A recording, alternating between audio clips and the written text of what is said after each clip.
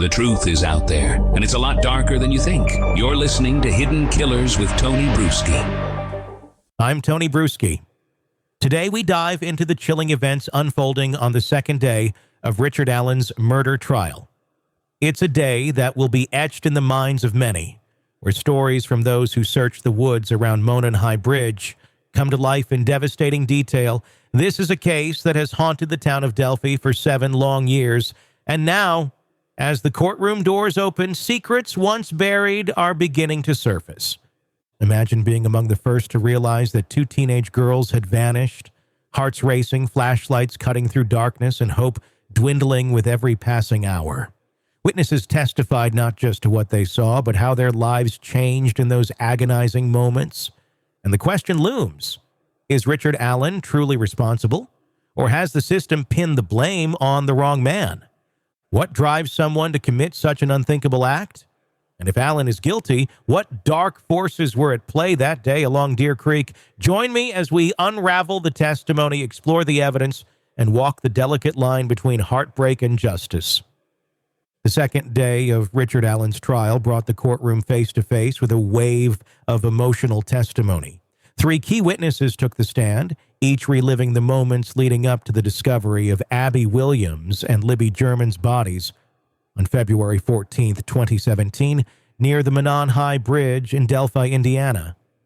These testimonies not only revealed new information, but also added layers of emotional depth to a case that has captured the nation's attention for 7 years. Former Delphi Police Chief Steve Monon was the first witness of the day, recounting the events of February 13, 2017, when the 2 teenage girls went missing. Monon described it as an otherwise ordinary day, until the call came in that 2 girls were unaccounted for. "At first, I thought they were just lost," Monon testified. "We didn't believe anything sinister had happened. It was still early." As search efforts ended late that night without success, the gravity of the situation had yet to fully set in. The search resumed early the next morning. Monon coordinated volunteers from a makeshift command post at the local fire station, giving them instructions and assigning search areas. He gave a particularly telling piece of testimony when he mentioned that initial search efforts focused downstream along Deer Creek, believing the girls might have wandered toward the water. This small but critical decision would later play into the prosecution's theory about how Richard Allen allegedly used the terrain to his advantage. The courtroom grew tense as Jake Johns, a lifelong Delphi resident and searcher, took the stand next. Johns described in detail how he and a colleague methodically searched the southern bank of Deer Creek, just downstream from the bridge. After hours of combing the cold, barren February landscape, Johns stumbled upon a piece of brightly colored fabric entangled in a branch near the water. "It was Libby's tie-dye shirt," he said solemnly, adding that at the time he didn't yet grasp the shirt's significance. He flagged down a firefighter who then discovered a pair of Nike shoes further along the creek. The prosecution's case hinges heavily on such discoveries, painting a picture of the 2 girls being led from the Monon High Bridge down the hill to the creek. Prosecutor Nicholas McClelland emphasized that these small clues, like the tie-dye shirt, corroborate the timeline that places Allen at the scene. The theory suggests that Allen, allegedly armed with a gun, forced the girls down to the water's edge where the tragic encounter unfolded. But it was the next witness, Pat Brown, who delivered the day's most haunting testimony. A close friend of Libby German's grandfather, Brown had joined the search early on February 14th after learning of the girls' disappearance. His voice trembled as he recalled the harrowing moment he found the bodies. "At first, I thought they were mannequins," Brown said, his words punctuated by emotion. He described how he stood just 5 feet away from the lifeless bodies, frozen in disbelief before finally mustering the strength to call police. "I turned around and yelled, 'We found them!'" The courtroom fell silent as Brown struggled to continue his testimony. He described how the bodies were positioned on dry land near the creek, hidden from view unless one approached closely. According to the prosecution, Libby was found unclothed and covered in blood, while Abby wore some of Libby's clothing, a chilling detail that prosecutors allege demonstrates Allen's involvement in manipulating the scene. The The defense, however, hinted that this arrangement could suggest someone else was involved, someone with a deeper motive or connection to the victims. Brown's testimony was punctuated by a series of questions from the jury who seemed particularly focused on the timeline. "How long did it take for the police to arrive after you found the bodies?" one juror asked. Brown estimated that officers arrived within 5 minutes of his call, an impressively quick response that has become a focal point in the prosecution's narrative. The defense team, led by attorney Andrew Baldwin, pushed back on several aspects of the prosecution's case during cross-examination. Baldwin highlighted inconsistencies in the timeline and introduced the possibility that another individual may have tampered with the girls' belongings after Allen had allegedly left the area. The girl's phone connected to a tower after Allen was already home, Baldwin told the jury, suggesting that someone else handled their phone. He also drew attention to the forensic evidence, or lack thereof. A strand of hair found in Abby's hand, Baldwin emphasized, was confirmed to belong to a female relative of Libby's, not Allen. These discrepancies form the crux of the defense's strategy, raise reasonable doubt by questioning the reliability of the timeline and forensic evidence. Baldwin painted Allen as an innocent man ensnared in a flawed investigation. "The system failed Richard Allen," he asserted, reminding the jury that the state bears the burden of proof. The emotional weight of the day's testimonies was palpable. Family members of Abby and Libby sat in the courtroom, visibly affected by Brown's account of finding the bodies. Becky Patty, Libby's grandmother, leaned forward in her chair, holding back tears, while Libby's sister, Kelsey Seibert, bit her lower lip, her face tight with emotion. The day concluded with Judge Francis Gull excusing the jury for the weekend, signaling that the trial's pace will not let up in the coming week. "The next witness will take some time," Judge Gull warned, preparing the jurors for what lies ahead. As the jurors filed out of the courtroom, the weight of the trial's stakes seemed to hang in the air. The community of Delphi has waited 7 years for this moment, years marked by grief, frustration, and unanswered questions. The testimonies from searchers like Johns and Brown bring the events of that February day into sharp focus, providing vivid and heartbreaking glimpses of the tragedy. Yet, the trial is far from over. With each new revelation, the case against Richard Allen grows both clearer and more complicated. The defense's narrative of a botched investigation raises unsettling possibilities, leaving the jury with a daunting task: to sift through a mountain of evidence, emotions, and testimony to determine whether Allen is guilty beyond a reasonable doubt. And so, the trial will resume Monday, with more witnesses, more questions, and the same unresolved tension. Is Richard Allen the monster behind the Delphi murders, or has the truth remained hidden all these years? The Delphi murders, officially known as the case of Abby Williams and Libby German, have haunted the small town of Delphi, Indiana, since February 13, 2017. What began as a carefree hike along the Monon High Bridge turned into one of the most infamous unsolved murder cases in recent history. The trial of Richard Allen marks the culmination of years of investigation, public speculation, and relentless community efforts to find justice for the two girls. This section delves into the background of the case, the investigation, and the key elements that led to Allen's arrest. Abby Williams and Libby German were best friends. On February 13, 2017, they set out for a hike along the Monon High Bridge Trail, a picturesque yet remote trail that was popular among locals. Libby's sister dropped the girls off at the trailhead around 1:30 p.m., expecting to pick them up later. However, when the pickup time came and went with no sign of the girls, concern began to spread. The families tried calling the girls' phones and checking with friends, hoping it was a simple miscommunication. But by evening, it became clear that Abby and Libby were missing. The police were notified, and the first search effort began that night, extending late into the early hours of February 14th. Despite the cold night and volunteers combing the area, no trace of the girls was found. The following morning, February 14th, volunteers resumed their search.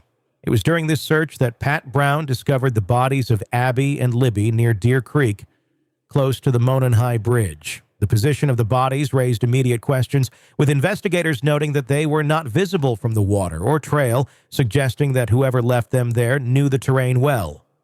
The discovery site became a tightly controlled crime scene. Few details were released to the public at the time, which later fueled speculation about what had occurred and who might be responsible.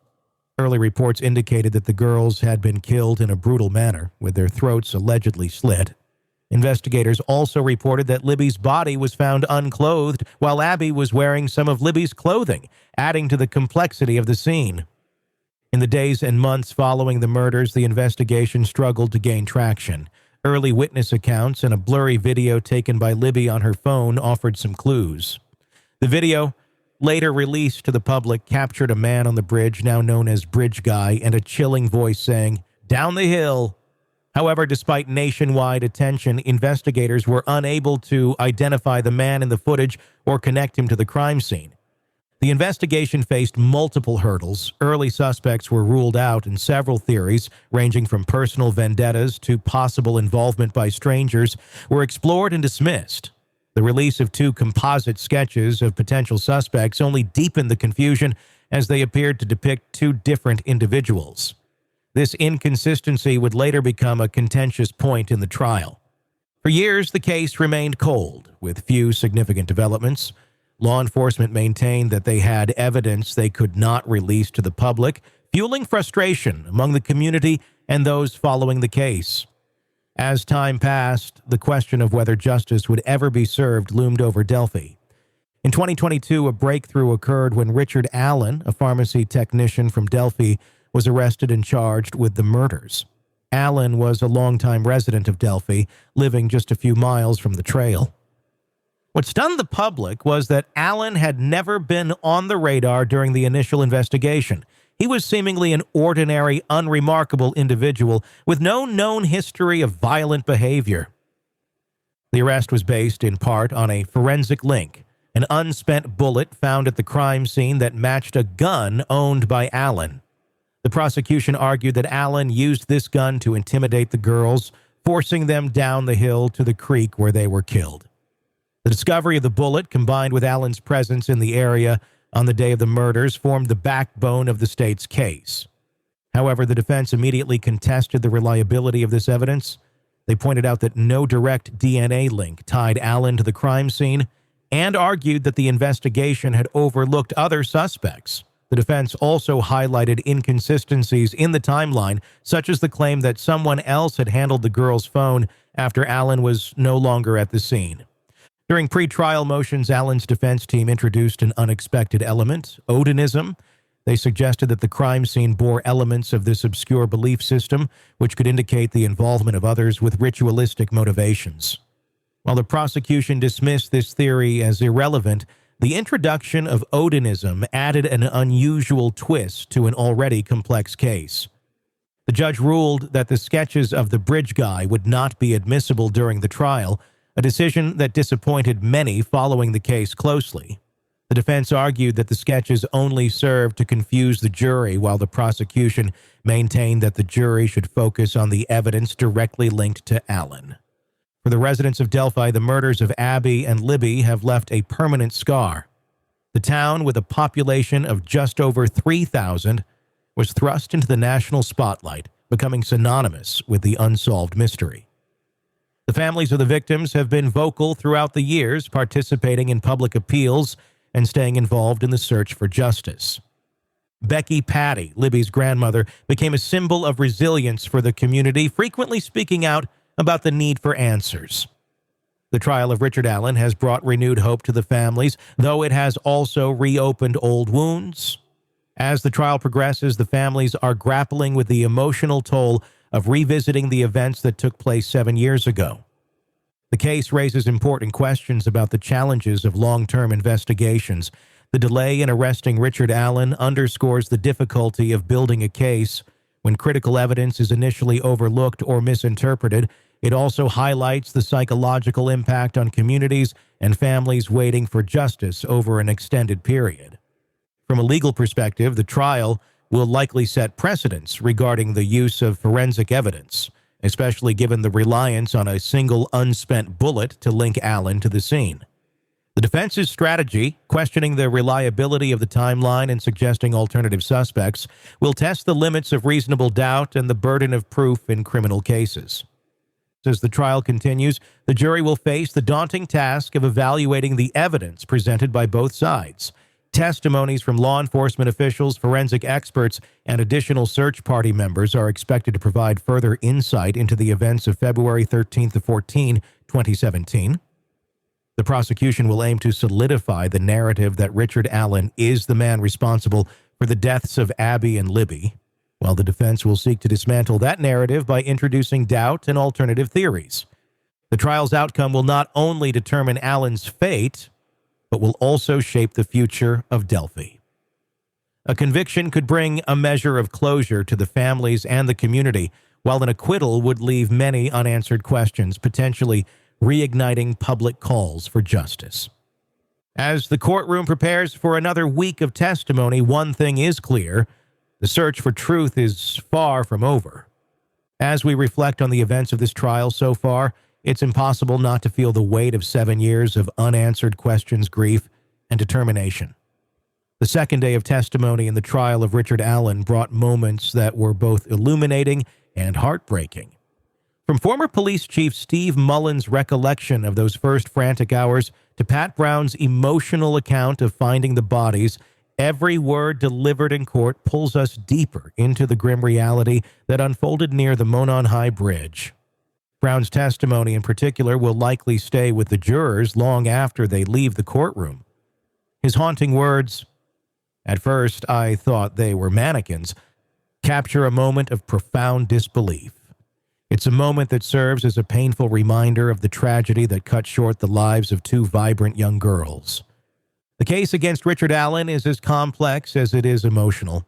The prosecution's narrative paints him as the predator who lured Abby and Libby down the hill, while the defense's strategy raises critical questions about the reliability of the evidence and the integrity of the investigation.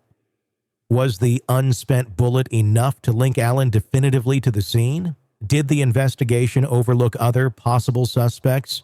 Or was the truth hidden in plain sight all along? What stands out most is the psychological toll this trial has taken on everyone involved. Abby and Libby's families have spent years living in the shadow of this tragedy, waiting for justice and holding on to hope. Yet even now, as the trial unfolds, the path forward is not without obstacles. The defense has done its best to chip away at the prosecution's case, raising doubt about key elements such as the timeline and forensic evidence. In a case like this, where every piece of evidence matters, doubt can be a powerful tool. But let's not forget the broader impact of this trial. The town of Delphi has been living with the specter of these murders for far too long. It's not just about finding the person responsible. It's about healing a community that has been torn apart by fear, grief, and uncertainty. A guilty verdict might bring closure, but it will never erase the pain. An acquittal would leave open questions that could haunt this town forever. What motivates someone to commit such a horrific act? If Richard Allen is guilty, what was it that led him to take the lives of two innocent girls? And if he's not guilty, who was responsible? And why has it taken so long to bring them to justice? These are the questions that will weigh heavily on the minds of the jury as they move forward. At the end of the day, justice is not just about a verdict. It's about uncovering the truth, no matter how difficult or complex it may be. This trial is not only a search for accountability, but also a search for meaning, for answers that have eluded everyone for too long.